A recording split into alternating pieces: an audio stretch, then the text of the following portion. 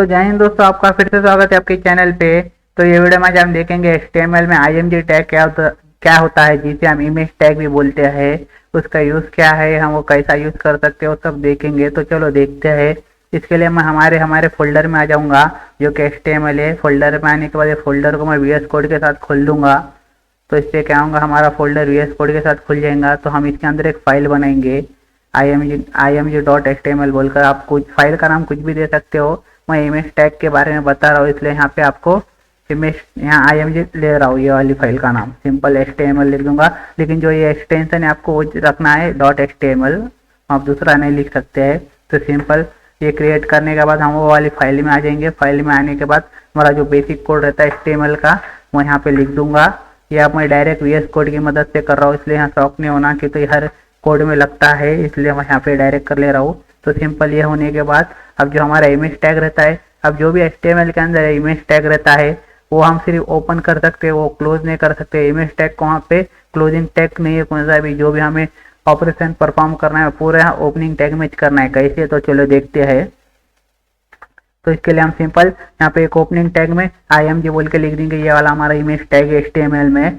तो सिंपल इतना ही टैग है। अब हमें जो भी एट्रीब्यूट देना है ये इसके अंदर देना है, ओपनिंग टैग के अंदर। अब इसे हम क्लोज नहीं कर सकते, या फिर इमेज टैग का कौन सा क्लोजिंग टैग नहीं है HTML में, ये बात ध्यान रखना। तो सिंपल हम क्या करेंगे, अब यहाँ पे एक एट्रीब्यूट है SRC बोल के।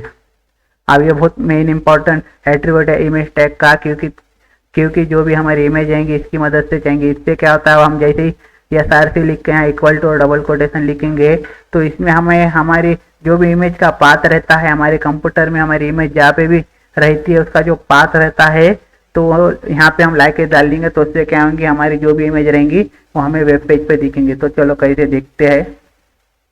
तो अब मैं क्या करता हूँ, कौन सी भी एक इमेज ले लेता हूँ, ये वाली इमेज ले लेंगे हम।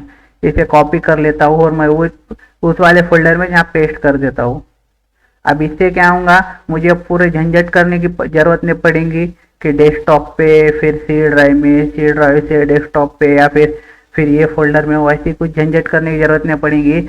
आपको ही बता दे रहा हूँ, अगर आप कौन सी HTML में इमेज टैग यूज़ कर रहे हो और कौन सी इमेज यूज़ कर रहे हो, आप सिंपल आप जो भी फोल्डर में काम कर रहे हो फोल्डर के अंदर आपकी इमेजेस ला के डाल दो, जिससे आपको कुछ झंझट करने की जरूरत नहीं पड़ेगी। आपको सिंपल यहाँ पे क्या करना पड़ेगा, जो भी इमेज का नाम रहेगा, आप देख सकते हैं इमेज हमारे वाले फोल्डर में भी आ गई, कॉपी करे तो सिंपल आपको यहाँ पे कुछ झंझट करने की जरूरत नहीं पड़ेगी। सिंपल यहाँ पे जो भी नाम रहेगा एक्सटेंशन के साथ लिखना पड़ेगा आपको, सिर्फ आपको इतना ही लिखना है, दूसरा कुछ भी लिखने की जरूरत नहीं पड़ेगी। अगर आप दूसरे तरफ से लाएंगे तो आपको कुछ इस प्रकार का देना पड़ेगा, सी ड्राइव में, फिर डेस्कटॉप में, फिर होम में, कुछ इस प्रकार का पाथ रहता है, वो बहुत झंझट रहती है। तो सिंपल आप जो भी फोल्डर में काम कर रहे हो वो फोल्डर में आपको जो भी इमेज यूज़ करना है वहाँ ला के डाल दो, और सिंपल वहाँ लाने के बाद आपको सिर्फ यहाँ पे ये डालना है, आपका जो भी इमेज का नाम रहेगा एक्सटेंशन के साथ वो डाल देना है। तो आपकी इमेज आपके वेब पेज पर दिखाई देंगी। तो सिंपल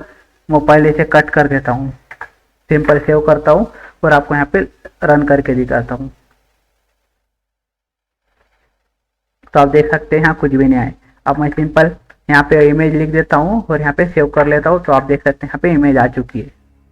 अब इमेज की हम साइज छोटी बड़ी कर सकते हैं हमारे हिसाब से। अब आपको बताता हूँ। तो सिंपल अब मैं यहाँ पे इसकी विड्थ दे देता हूँ कुछ तो भी। अब यहाँ हम क्या देंगे 250 पिक्सल। तो सिंपल इससे क्या होंगे, हमारी जो विड्थ रहेंगी हमारी इमेज की वो कम हो जाएंगे, आप देख सकते हैं। अगर आप यहाँ पे विड्थ या फिर हाइट दोनों में से एक देते हो तो आपकी जो भी, अगर आपने यहाँ पे विड्थ दी है तो जो उसकी हाइट रहेंगी इमेज की वो ऑटोमेटिक सेट हो जाएंगी। अगर आप वहाँ पे विड्थ हाइट दोनों देते बैठेंगे तो आपकी इमेज कैसी भी दिखेंगे, आपको दिखाता हूँ। अब यहाँ पे ये इसका टॉपिक नहीं, फिर भी आपको बता रहा हूँ मैं। सिंपल अब मैं क्या करूँगा, हाइट डाल दूंगा यहाँ पे 400 पिक्सल। अब इमेज का पूरा जो हमारा स्ट्रक्चर रहता है, जो भी इमेज रहती है वो पूरी अलग हो जाएंगे, आप देख सकते हैं। यहाँ पे मैं सेव कर रहा हूँ, थोड़ा कीबोर्ड सता रहा है मेरा, इसे हम ओपन विथ, तो आप देख सकते हैं। तो आप जब भी कोई एट्रीब्यूट देंगे विथ और हाइट इमेज को, तो सिंपल कौन सा भी एक ही दीजिए, एक तो हाइट दीजिए नहीं तो विथ दीजिए। अब अगर हाइट दिए तो विथ ऑटोमेटिक ले लेंगे और विथ दिए तो हाइट ऑटोमेटिक ले लेंगे। तो इसमें सिंपल सेव करता हूँ। तो आप देख सकते हैं यहाँ पे एकदम प्रॉपर दिख रहा है। और यहाँ पे एक और मेन एट्रीब्यूट है इमेज टैग के अंदर जो कि अल्ट टैग है। अब इससे क्या होता है देखो, अब मैं क्या कर रहा हूँ, मैं पहले तो इसे नहीं लिखता हूँ, सिंपल आपको दिखाता हूँ। अब मैं यहाँ पे इमेज का नाम गलत लिख रहा हूँ, तो इससे क्या होगा, अब ये वाली इमेज तो हमारी इसमें है ही नहीं, तो इमेज तो हमें दिखेंगे ही नहीं। तो सिंपल सी बात है, तो सिंपल से सेव करूँगा और ओपन विथ लाइव सर्वर कर लूँगा। तो आप देख सकते हैं यहाँ पे ये दिखा रहा है, लेकिन हमारी इमेज नहीं दिखा रही है। लेकिन अब कभी कभी क्या होता है, जब हम कौन सी वेबसाइट पर जाते हैं, तो वेबसाइट खोलने के बाद वो वेबसाइट पे की जो भी इमेजेस रहते हैं कभी कभी लोड नहीं होते या फिर हमारे सामने ओपन नहीं होते। कौन से भी प्रॉब्लम से, एक तो इंटरनेट का रह सकता है, फिर टेक्निकली कौन सा भी प्रॉब्लम रह सकता है, तो इमेज कुछ इस प्रकार के वहाँ लोड नहीं होते। तो अब हमें कैसा समझेंगे कि ये इमेज काई के, या फिर जो भी देख रहा है उन्हें कैसा समझेगा ये इमेज काई के है या फिर काई के रिलेटेड है। तो उसके लिए हमें यहाँ पे एक अल्ट टैग मिलता है। जब भी आप कौन सी इमेज टैग यूज करेंगे, इमेज यूज करेंगे इमेज टैग का यूज करके, तो यहाँ आपको अल्ट टैग लगाना ही लगाना है, सिंपल। अब इसमें क्या करेंगे, आपकी जो भी इमेज रहेंगी जिससे भी रिलेटेड, तो वहाँ पे हम वो नाम लिख सकते हैं। अब जैसे कि हमारी इमेज कौन सी थी, स्माइल की, तो सिंपल मैं क्या कर दूंगा, यहाँ पे स्माइल इमेज डाल दूंगा। अब यहाँ पे क्या होता है देखो, अब मैं सेव कर दूंगा, तो अब यहाँ पे क्या हो रहा है, अब हमारी इमेज का नाम अभी भी गलत ही, ये वाली इमेज हमारे इसमें है ही नहीं।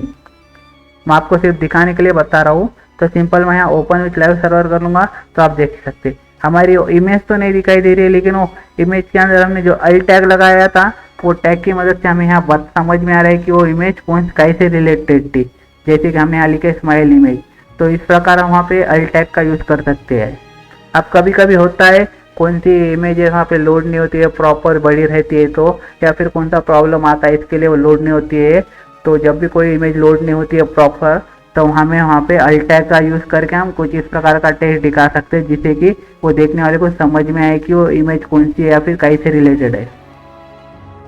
तो कुछ इस प्रकार का इमेज टैग था, आप देख सकते हैं। आप सिंपल मैं इसे हटा दूंगा तो वापस हमारा जो भी पहले का था वो आ जाएगा, open with live server, simple. तो कुछ इस प्रकार का वीडियो था। अगर आपको पसंद आता है तो लाइक सब्सक्राइब शेयर कर देना। और इसके बाद के वीडियो में हम देखेंगे कि हम कौन से भी एलिमेंट के बैकग्राउंड में इमेज कैसा लगा सकते हैं। तो चलो, थैंक्स फॉर वॉचिंग। तो इस